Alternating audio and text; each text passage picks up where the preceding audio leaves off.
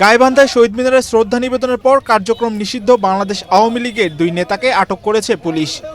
21শে ফেব্রুয়ারি শনিবার বিকেল 3টার দিকে গাইবান্ধা পৌর পার্ক এলাকা থেকে তাদের আটক করা হয়। আটককৃতরা হলেন জেলা আওয়ামী লীগের শিল্প ও বাণিজ্য বিষয়ক সম্পাদক এমারুল ইসলাম সাবিন এবং সাদুল্লাপুর উপজেলার নলডাঙ্গা ইউনিয়নের ভারপ্রাপ্ত সাধারণ সম্পাদক শাহিন চকাদ্দার। প্রত্যক্ষদর্শীরা জানান বিকেল 2:45টার দিকে শহরের 1 নম্বর রেলগেট এলাকায় দলীয় কার্যালয় থেকে পুষ্পমাল্য নিয়ে একটি মিছিল বের করা হয়। মিছিলটি পৌর পার্কে অবস্থিত শহীদ মিনারে গিয়ে ভাষা শহীদদের প্রতি শ্রদ্ধা জানায়।